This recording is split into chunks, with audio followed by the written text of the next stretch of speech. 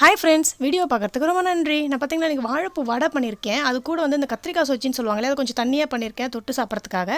இப்போ வாழைப்பூ வந்து க்ளீன் பண்ணியிருக்க பாருங்கள், நரம்பு தொப்புள் அப்படின்னு சொல்லுவாங்க. ஸோ அதை வந்து எடுத்துட்டு நல்லா அந்த பூவை வந்து நல்லா க்ளீன் பண்ணி வச்சுருக்கேன். இப்போ கடலைப்பருப்பை நல்லா தண்ணி ஊற்றி ஒரு பக்கம் ஊற வச்சுட்டேன். ஒரு 1.5 மணி நேரம் ஊறினா போதும்.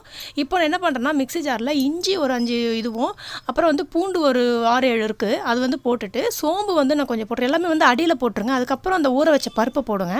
அப்போ தான் வந்து அது கீழே அரைப்போட மேலே வந்து பருப்பு ரொம்ப அரைக்கக்கூடாது. அதாவது ரொம்ப மையாக அரைச்சிட்டோம்னா வடை கொஞ்சம் நல்லா இருக்காது, கிறிஸ்பியாக இருக்கணும் இல்லையா? ஸோ ஒன்றும் பாதியமாக அரைச்சிக்கோங்க.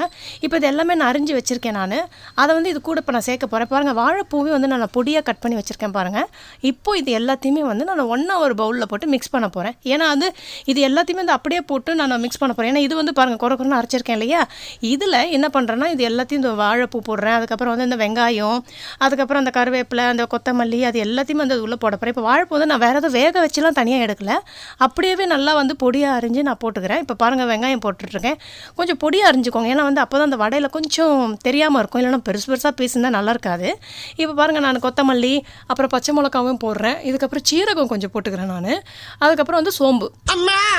அப்போ எல்லாத்தையுமே வந்து போட்டுட்டு கருவேப்பிலையும் வந்து நான் போட்டுட்டு என்ன பண்ணுறேன்னா மிக்ஸ் பண்ணிக்கிறேன். நான் மிக்ஸ் பண்ணிவிட்டு இது வந்து ரொம்ப நேரம்லாம் ஊறணும்லாம் அவசியம் இல்லை. உப்பு போட்டுக்கிறேன் பாருங்கள்.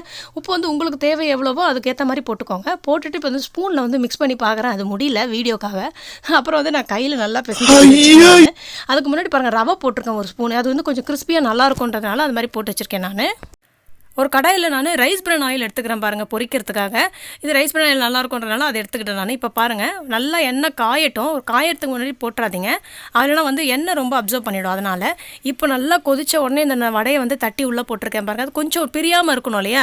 அதனால் கொஞ்சம் பார்த்து நல்லா அமுக்கி போடுங்க. இப்போ பாருங்கள், நல்லா வந்து கொஞ்சம் கொஞ்சமாக கிறிஸ்பியாக இருக்குது பாருங்கள். ஓரம்லாம் அந்த சைடெல்லாம் ரொம்ப நல்லா இருந்தது டேஸ்ட்டு. நாங்கள் வந்து அந்த இதுக்காக அந்த கத்திரிக்காய் சொஜ்ஜி பண்ணோம் இல்லையா? ஸோ அது கூட வச்சு சாப்பிடும் போது அதுக்கு நல்லா டிப் பண்ணி அதில் சாப்பிடும்போது ரொம்ப டேஸ்ட்டாக இருந்துச்சு. நீங்கள் வந்து இந்த குட்டீஸ்க்கு வந்து வாழைப்பூ வந்து கூட்டு மாதிரி அந்த மாதிரிலாம் பண்ணாலும் அவங்களுக்கு பிடிக்காது. ஸோ இந்த மாதிரி பண்ணி கொடுத்தாங்கன்னா அது வாழைப்பூவும் உள்ளே போகும், வடையும் இந்த டேஸ்ட்டாகவும் இருக்கும் இல்லையா? ஸோ அதனால தான் இந்த மாதிரி பண்ணியிருக்கேன் நான். ட்ரை பண்ணி பாருங்கள். மறக்காமல் சேனலை சப்ஸ்கிரைப் பண்ணுங்கள். தேங்க்யூ.